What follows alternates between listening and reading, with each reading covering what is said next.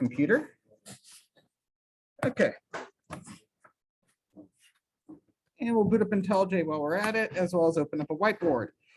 Okay, so for those of you who did not see the email, I sent out a practice exam via the announcements on Canvas, which should automatically send you an email. Is because that's the default way Canvas works, I think, with your email account, is that it sends an email to your email account when you send out an announcement. Makes it very convenient. Because otherwise it's just a pain to try to email everybody. Okay. How are we doing on battery life? I know it says full charge. Okay, 96%, so that's fine. Okay, data structures. So let's go ahead and take a look at the practice exam thing first. So first off, I haven't decided yet because I figured I'd get input from this class as well. Is there a preference as to whether or not it's going to be on the 29th or the 5th? It doesn't really matter much to me. Yes. 5th. Pretty much everybody in the class wants it on the 5th. Okay, that's fine. Okay. Okay, then yeah, the other class is much more divided. Let's see. There's one more. There's one more exam. This is there's 2 exams plus a final.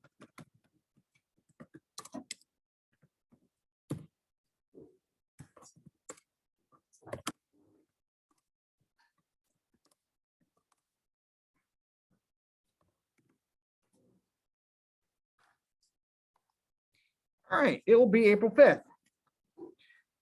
So that means that on April 4th, I will go over the practice exam. The practice exam, let me just kind of show you though.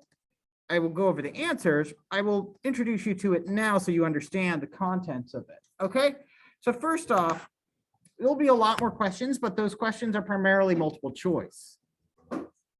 That's not to say so whereas you had a lot of big questions in the first exam, there's a lot of smaller questions in this one that require that if you took the quizzes for the trees, those should give you an idea of what this type of questions you're getting before you freak out. Okay, so here are some of, so this, you're going to get 4 questions, for instance, just like these ones where I give you a bunch of scenarios and I want you to choose the best data structure in question.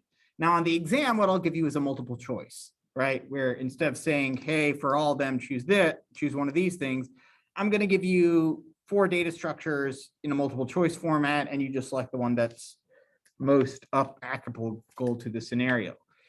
By the way, because there will be the exam will have a bunch of stuff that will be auto graded. You'll probably do fine on, if you do fine on the exam, you'll probably finish it up and go like, huh, 50. Did I really do poorly on the exam? And no, that's just because that's all the stuff that has been auto graded got graded, or 40 or whatever it's going to be, right? And so now I have to grade the stuff that has to manually be graded. Make sense? So there will be 4 questions just like this one. Also, this kind of scenario will be on the final exam where I give you a bunch of scenarios and ask you, hey, which is the best data structure? All right. Also, just like like the quizzes, you'll need to figure out trees and the vocabulary. If you misspell it, that's fine. It'll get marked wrong on the exam, but I'll go back and fix that later. You'd be surprised how hard it is to spell ancestor and descendant, or, it's super easy to make a mistake or drop a vowel, or accidentally a word. Now, for these questions, I'm also asking you to draw, but unlike the other exam, instead, I'll probably, I'll say, hey, it'll be like the quiz. Removing these nodes makes the tree this, like removing, select the nodes here makes the tree full, right? Removing these nodes makes the tree complete, right? Where I'll give you the tree and ask you to fill in blanks or something. But for practicing, it's good to draw it. For the tree operations, again, not going to make you draw. On the exam, you draw because that was an easy way on paper to do it, not so much on electronics. So what you're going to do is that I'll give you basically, hey, here's a bunch of stuff I'll be adding. Please choose the tree that results, right? Multiple choice again. So you'll probably end up drawing it yourself, but and similarly with the remove method, I'll say, here's the starting tree, here's what we remove, show me what the resulting tree is. Make sense? But again, it's going to be selecting multiple choice. So you can see there's a lot of theory questions here, right? A lot of kind of just, how do these work? Similarly with heaps, same thing. Select the resulting heap. Huffman coding, as I mentioned, that's on the practice exam. It's not actually going to be on the exam or the final exam, but yeah, if you want to try it to make sure you understand it, there you go. Now coding questions. There will be 3 discrete coding questions total. 2 questions that address the same question and for a tree, and 1 for hash maps. And the 2 tree questions are going to work like this. Like you've got method 1, which you write, and then method 2 will call method 1 to answer the full question. Make sense? So now the tree questions will be like, I have a tendency to like these kind of like definitional stuff, like calculate the size of the tree, or tell me whether or not the tree is full, right? Or tell me if 2 trees are equals or something like that, right? What I won't make you do, I can guarantee, is I'm not going to make you write a method that will check if the tree is complete, right? But if you practice, see if you can figure out like things to practice on in that nature. Now there will be a coding question. Now, as far as hash maps are concerned, we'll have 1 coding question of a frequency count for hash maps. So if you can do this type of question here on the practice exam, you can do it on the actual exam, which is given a thing, count the things in it. Like given a list, maybe count all the words that start with S.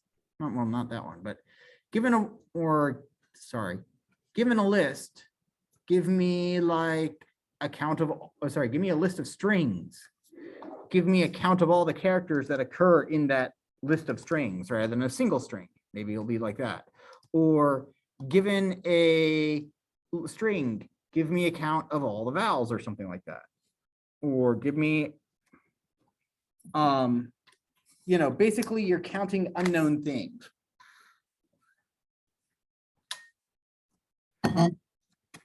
Most frequent, so frequency counts and that kind of stuff. And then for the analysis questions, there'll be a question about hash tables and a question about, about trees.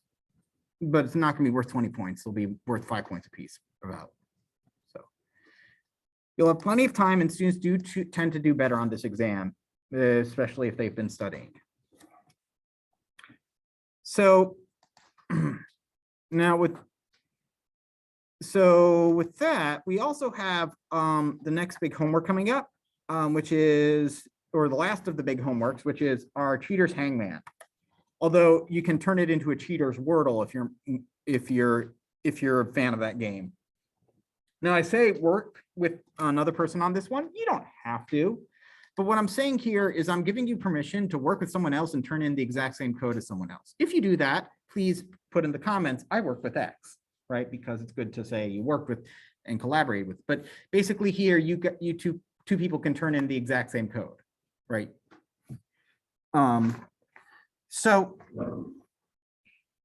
This one is about Hangman and making a, there's a video that you should maybe watch called Hangman is a Weird Game, which I haven't, an analysis of the 2 players asymmetrical adversarial pencil and paper word guessing game. Games have a, kind of, there are certain terms for games, and it is asymmetric. Basically, there's different amounts of knowledge. A good example of a board game that is asymmetric, like a lot of games are symmetrical, in the sense like chess, that's symmetrical. You have the same pieces, but like a game like Fox and Hounds game, which is a very simple board game. So here, or wolves and sheep, the idea here is that the green pieces can only move forward, but the yellow piece can move forward and back. It can move forward and backwards, and they move like checker pieces, right, on the diagonals. Okay, and the objective of the yellow piece is to get to the end, and the objective of the green pieces is to capture the yellow piece. So you take turns moving, right? Green has more pieces, yellow has one piece, but it can move in multiple, it has much greater freedom of movement. So, anyway, Cheater's Hangman, though, revolves around trust. Now, does everybody familiar with the game of Hangman? Because if you're coming from a country like where your primary language does not use the Latin alphabet, like China or Korea or Japan, then Hangman is not one of those games you'd most likely play because, again, predicated on the Latin alphabet, and like there's other word games that get played. But again, the idea here for Hangman is that there's trust involved. All right, so let's play a simple game of Hangman just to refresh everybody's memory, right? So I'm thinking of a 5-letter word. So let's reveal it by guessing the letters. So who would like to guess first? Anyone? Yes. A. There are no A's here, and typically we don't have to do this, but like typically you start drawing a little dude that's about to be hanged by the neck until dead, because this is a really macabre game. I don't understand it. Yep. E. Okay, we've got 2 E's. I'll list down the guesses over here so that we can keep track. A, E. Next letter. Let's go with N. There's indeed an N.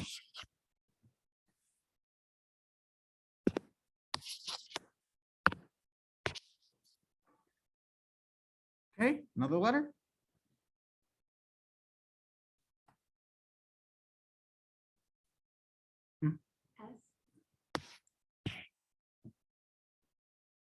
Okay.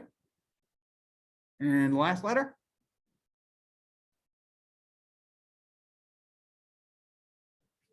Yeah, V. There we go.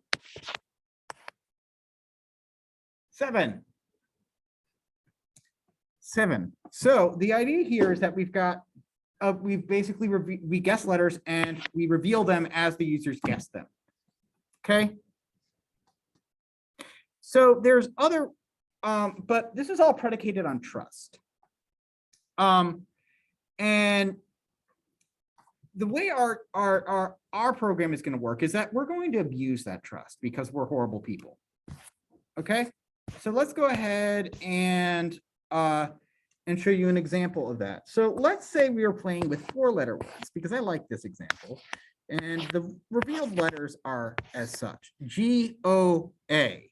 And what we revealed here, and let's say we've guessed E. Let's say we've guessed, the wrong guesses are E, S, T, not T, but E, S, U, I, D,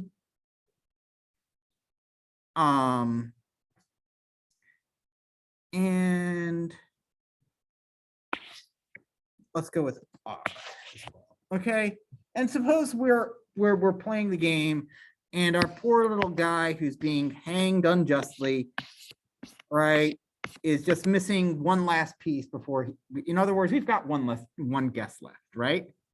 Now, we do know a bit about the English language, though. There's 3 possible words that start with G-O-A: goal, goat, and goad. We've already guessed D, though, so it can't be goad, right? Cannot be goad, right? So it's got to be goal or goat, right? So the player who's playing has a 50% chance of winning. That makes sense to everybody? So if you say that the secret word I choose is goat and you go goal, I'll say you lose. If you say goat, I'll say congratulations, you won. That's not how our game is going to play.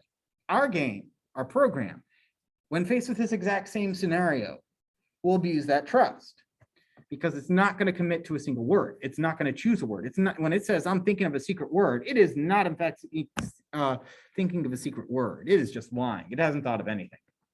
Okay, what it's going to do. So what it's going to, so if you say goat, it will go, oh, so sorry. That's a miss. I was thinking of goal. Guess you lose. And if you say goal, it's going to say, oh, too bad. I was thinking of goat. How would you have missed that? It's goat, obviously. So it's the idea here is that it is going to do what it needs to do to win and manipulate the guesses. Okay. But what it's not going to do, okay, is then it's going to go, oh, you said goat? Oh, I'm so sorry. The word was goat. It can't do that because then the peer person is going to say, hey, this thing is broken. Or even worse, they might figure out it's cheating, right? You can't say D because we've already guessed D, right?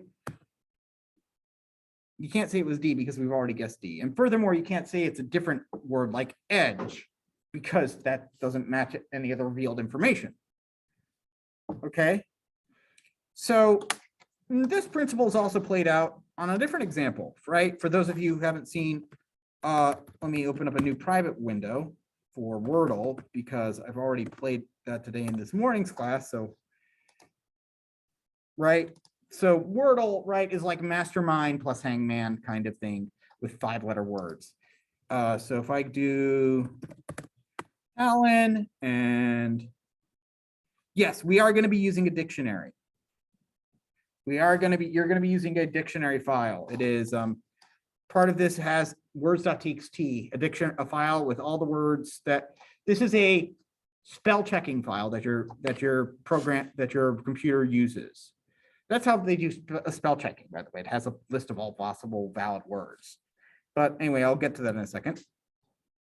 So anyway, Talon and Cruz and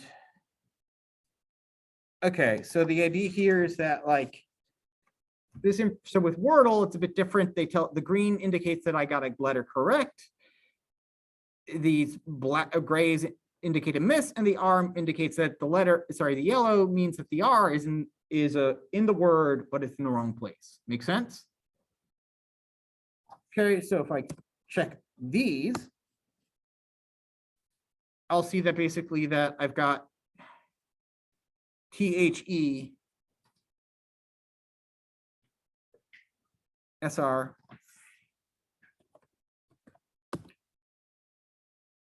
So logically, as a player, I know that R has to be in the last position now. I know I'm doing a lot of misplays too, but that's okay. So the word there. Okay. So now let's pair that with, and this is something I was thinking of well before, and I'm glad somebody made it because it meant I didn't have to make it. Somebody made something called Absurdle, which is an adversarial variant of Wordle, right? The idea behind Wordle is that when I finish Wordle, I can share my results with other people. Like that's the colored blocks you probably saw being shared on social media, right? You could share the blocks without sharing the actual letters inside them, which is pretty cool. And the idea here is that everybody gets the same word every day. It's like a crossword kind of thing, except much easier to share and compare how you were doing. But Absurdle, on the other hand, says, let's abuse, again, this assumption. Notice how there's not a limit of 6 guesses. So if I do Talon, and then I do Cruz, okay, I get an RE revealed. And so I need to see what else there. So I need to figure out what else, what could fit that. Let's see. Here, I'll just start doing random guesses. So notice that like I get a lot of stuff just not actually figuring out. Let me undo that last guess. Anyway, let's go and give up. And so it says, oh, I'm sorry. The word I was thinking was berry. But if I don't actually give up. So in this case, it was cornered. Let's see, Faith, give up. Oh, the word I was thinking of was bitty. But if I now if I say, so the word was bitty, right? Oh, that wasn't right. It's saying, oh, no. It's not actually bitty. And that's because, silky, don't actually give up. There's multiple words, silly, wispy, that actually fit this configuration. What it's doing is that it's doing the same thing Wordle was doing. Oh, sorry, I was doing with goat and goal, is that it's just kind of just dodging the guesses. It's not committing to, it's not actually got a single word. It's limiting down its guesses. Let's see how this works in practice, okay? Now, for this, we're going to be using, as we pointed out, a dictionary file, words.txt. This is a spell checking file that's basically stored in your computer. And now's as good a time as any to say, basically, it is a dictionary file, which means it has all the words in the English language in them, including those 4-letter words, which are not polite to say. So just be aware of that. Now, I could go and try to filter all those out, but I'd probably miss one or two or a lot. And part of that has to do with the Scunthorpe problem, which is a valuable lesson to teach you about, and it's worth talking about. So the Scunthorpe problem is the unintentional blocking of websites, emails, usernames, what have you not, because the person's name or the place name has a substring in it, which is an impolite word. So I'll leave that for you to figure out what that is for Scunthorpe, but there's other examples. For instance, shitakemushrooms.com was trying to register in 1998, but that was not allowed because the spam filter caught it and said, hey, that's not polite. You can't say those words. Or another one, Craig Coburn was unable to register his Hotmail account. And also he couldn't, this is a very common one. He couldn't put in his workplace job title in his emails because the email would filter out software specialist because it contained the substring Cialis, which is very often used in spam emails, like lots of them. Okay. In fact, that actually is a very big one with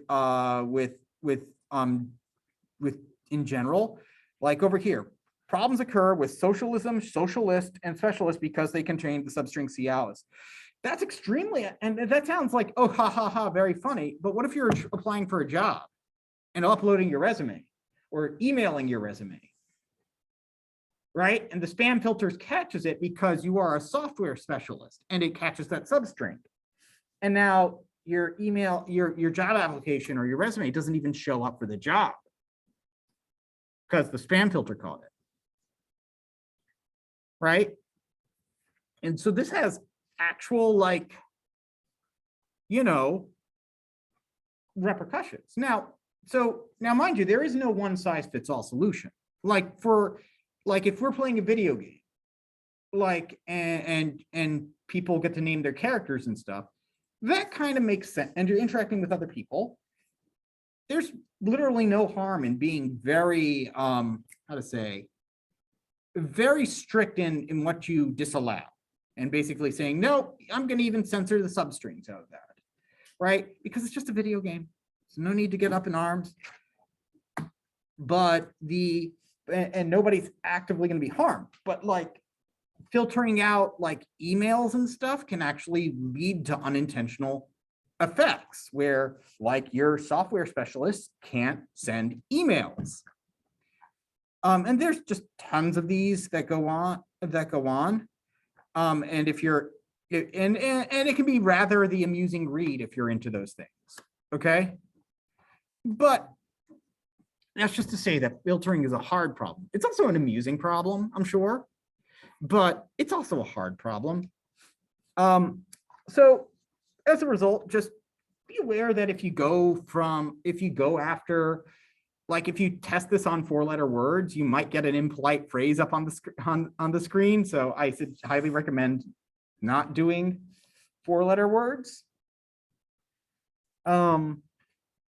and yes, there are some curse words that could be filtered out. Yes, but so there's also words that just are plain that might be uncomfortable based on the person who it appears for. So just be aware of that. My suggestion is use 8-letter words, by the way. And that's also because it's very easy to test if it's cheating correctly on 8-letter words.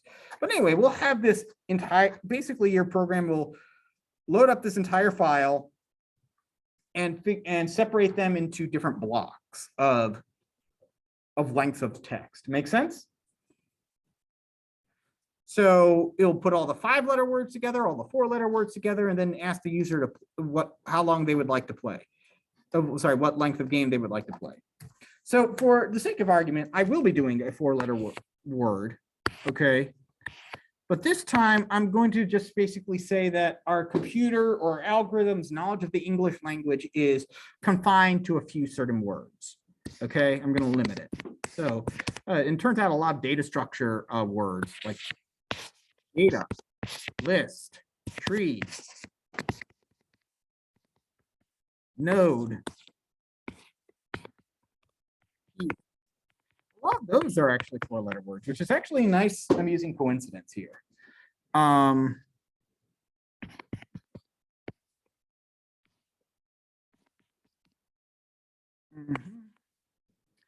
And let's see, what else can I put in here to add more stuff? I always like ball and let's see. Loop. Okay.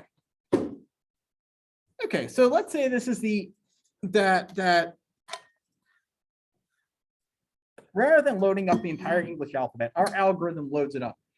And what it's gonna, and so the way that our game is gonna work is like this. It's going to say, okay, I've chosen the word. That's a lie, by the way. Okay, the computer's a dirty liar. Okay, and so what it's gonna say is, hey, okay, give me a letter and I'll tell you whether it's in the word or not. Again, a lie, because what it's actually going to do is what is going to determine whether or not it's advantageous to say it's in whether in the word or not. So let's say that we guess the word. So actually, so let's say you're a player. So let's play through this. What letter should we guess first? Yes? E, sure. E is what I was going to go with anyway. It's a great example for this one.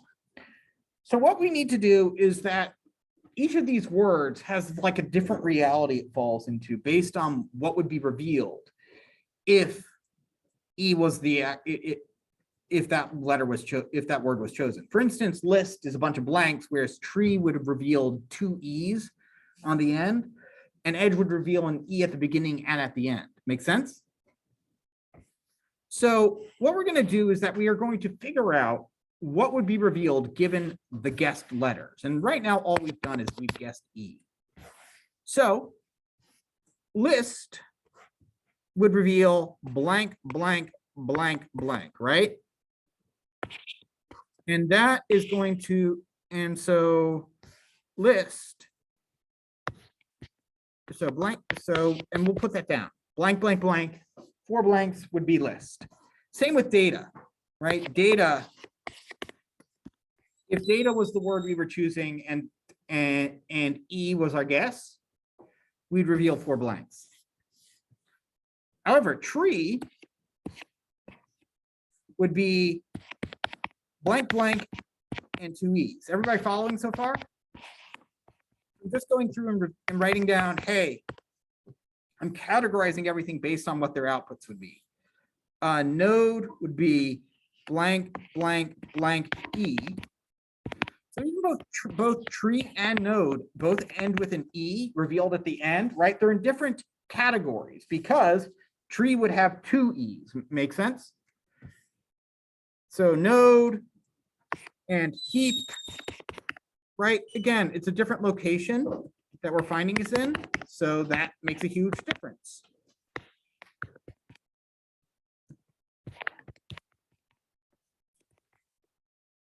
Heap, E, And so what I'm doing right now is I'm separating these things out into what I call word families, or rather what the person who created this assignment calls. And then finally, these last ones go in ball and loop go in here. Ball and loop because they also reveal nothing. And so what I've done here is I've created a hashment where the key is what would be revealed and the value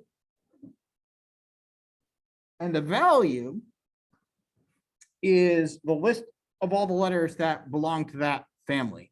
A list of all the words that would reveal this as the answer. Okay, does that make sense to everybody? Basically, if you guess E, I'm going to separate these basically as these are the different routes that the computer can choose to go with an answer, right? I could reveal nothing. I could reveal two E's. I could reveal one E at the end, an E as the second letter, or an E at the beginning and the end. I could do any of those possibilities. Make sense? And then once I choose one of those, basically that blocks me out of choosing any of those other words. For instance, if I reveal an E at the beginning and the end, I can't later say that the word I was thinking of was data, because data doesn't have an E at the beginning or end of it. It has no E's, in fact. So that would be a completely invalid thing. So here, what I'm going to, so which one should the computer choose? And the answer is it should choose, I suggest choosing the biggest word family. In other words, the list with the key that has the largest list associated with it. And so what, as a result, what we do is that we say that the key is going to be what we reveal to the user. So we say, so we reveal blank, blank, blank, blank. We say, hey, there's been no change. Too bad. So sad. You didn't get it right. You didn't get it right. And now our word list becomes it becomes only those four letters. Sorry, only those four words: list, data, ball, and loop.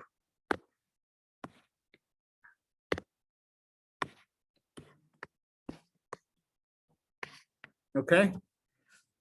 So now, if the user guesses, like say, for instance, so on the other hand, sometimes a guess will reveal a letter because that gives us more choices. So for instance, let's say the next thing the user guesses is L, okay? In this case, I will split, my guesses are E and L. So list has, it would be L blank, blank, blank. Data, so this would be list. Data would be four blanks.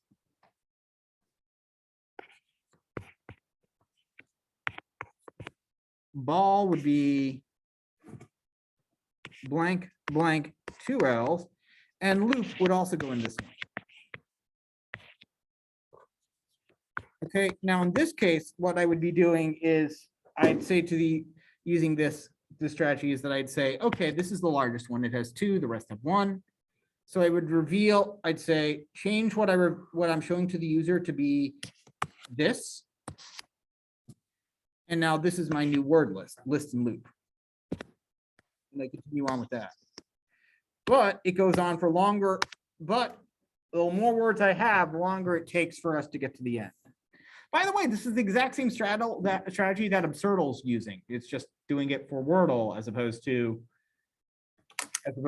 Hangman. Make sense? So that's why I say you're allowed to do this for either Hangman or Wordle. It ends up being the same thing. If you do end up doing it for Wordle, though, because Wordle relies on color, right? I highly recommend that basically if you get a hit or is that rather than using green or yellow, I would use capital letter. So for instance, say the hidden word is, we're pretending their hidden word is like level or something.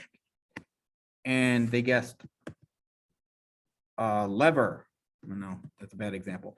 I would use lowercase letters and uppercase letters to represent your yellows and your greens respectively, as opposed to and underscores to represent the misses. So, or something like that. So, okay. So to do this, we're gonna use, so to do this, regardless, you're going to basically have 4 functions, which I did in the morning, and I won't rewrite here. But I'm giving you the outlines for the 4 functions you want to use. Okay. So, and this is regardless of whether you do Wordle or Hangman. Just for Wordle, in order to make it fair, you got to make sure that you give the user the ability to choose how long the Wordle is going to be. Okay. Just like Hangman. I know Wordle is predicated on being a 5-letter game. So here we have integer. So the first thing you're going to want to do is run a function that looks like this, create word lists. And what that's going to do is that's going to read our words.txt file. It's going to read this file, and it's going to create a map of integers to list of strings. And basically, if I ask word lists for the value associated with the key 5, it's going to give me all the 5-letter words. If 6 is going to be all the 6-letter words. 12 is going to be all the 12-letter words. Make sense? The key is the length of the word. The value is all the words of that length, the list of all the words of that length. Does that make sense to everybody? So this should be the first function you write, just simply so you get an idea of this kind of categorization function, right? Hash maps are good at basically arbitrary key value pairing. So saying, hey, associate these 2 words with each other, or translate these things, or give me this data for this custom username. Okay. The second thing it's good at is information retrieval. Sorry, not information retrieval. It's good at counting instances of stuff. So, doing a frequency count. And the third thing it's good at is categorization, saying, hey, here's the category, and the key is the category, and the value is the list of all the things in this category. And that's what we're going to be using a lot here. So here, the category is how long the word is, and the value is all the words that are of that length. So you'll want to do that to the file, just so simply that you have that stored for the number, however many times you're going to be repeating the game, and you don't have to keep rereading the file. The next 2 functions concern what I just went over right over here, which is going over and figuring out what we're going to be revealing to the user, which is the first thing is that whole thing where I was writing down the blanks and listing the words next to them. That's creating the word families. Okay. So the word families map is going to be the string, where that's what we would show to the user, like the blank, blank, blank, blank, or the E blank, blank, E. Those are that is the key. The value is all the words that belong to that. Like, for instance, so here we've got the key L underscore underscore underscore, and the value is the list and loop. And here we have another key, which is 4 underscores, and the value is a list of all the words in that one, which is just the single item data. So what it takes in, so it's going to return that map for you to use. And what it's going to take in is a list of strings. In other words, all the which is the word list. And that's all the words that are still valid at this point, right? So every turn, it's going to get trimmed down a little bit. Okay. Or not if the user is doing a terrible job. And then the second is all the letters the user has guessed so far, which I'm doing as a set. You don't have to do it as a set. I like doing it as a set. Okay. And so for every word in the word list, you want to figure out what family it is in, and then add it to the appropriate map. Sorry, add it to the appropriate list, or create a new list if there's not one. That function, by the way, figuring out what the word family is for a string, I have that as a separate function because that seems to help with organization. So find word family takes in a word and all the guessed letters, and you're going to figure out what family it's in. How do you do that? Go through every letter in the word. If it's been guessed, add the letter to the string family. If it's not been guessed, add an underscore instead. It's that simple. So once you create your word, so this create word families we'll call find word family for specific words. Once you get your word families, you got to figure out which one you want to use. And that's where get best family is. And that's where you're going to choose the biggest word family. Okay. And you return the key for that.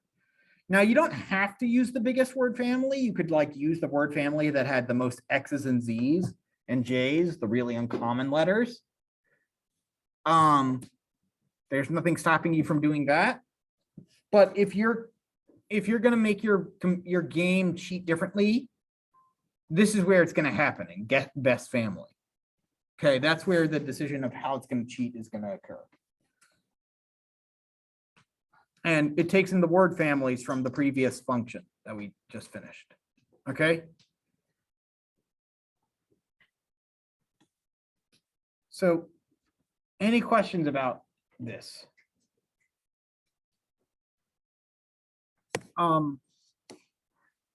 It is a lot of fun. The last thing I'll say is that I'll give you a test case if you are using my strategy, which is what I like to, how I'll typically test is doing an 8-letter word with 10 guesses. 5, 7, 8, and I'll guess the following letters. A, E, and then either A or E, both of those will be wrong. Okay, the computer will say either of those are wrong. It doesn't matter which order I do A and E in. Yeah, I've done it both ways. However, if I guess I as my next letter, okay, if I know it's cheating, by the way, I know that the word probably has a vowel in it. So narrowing it, I'm making it narrow down like any vowels. I is the next most common vowel. And there's words that end with ing, there's words that end with ion, and then there's words that don't have that. And then there's all the other words in all their different categories. And it turns out that there's a lot of words that end with ing and ion and that are of 8 lengths. So as soon as I guess I, this will happen. And then if I guess N next, and then I guess G next. So if I do AEING, I'll end up with 5 blanks and ing, if you're following my cheating strategy. So that will confirm that your program is cheating. Either it is cheating according to the way that I've specified. You do not have to follow my specifications, but that's also just an easy way to check. Right? You don't have to choose the biggest word list. You can do something else or more that you might find is more clever. This has a lot of words like bubbling or fluffing or muffling or a lot of words that that have an L right there, as you notice. Right, so there's a ton of words that are still there. They're still there. And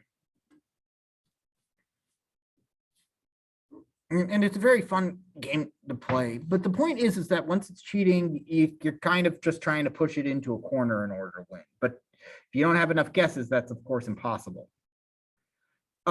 So the idea here is that when you are, so I'll use Absurdle as the example. So let's say Talon, Cruz,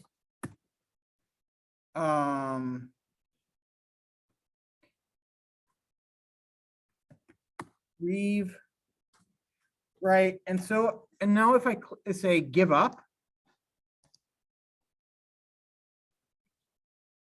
okay, notice how it's pure over here. And if I run it again, it gives me utter over here. And if I run it again, it gives me upper. So what it's doing is it's giving is that when I run out of guesses in Hangman or in Wordle, what it will do will say, oh, so sorry, the word was this, where it will choose a word randomly from the list. Make sense?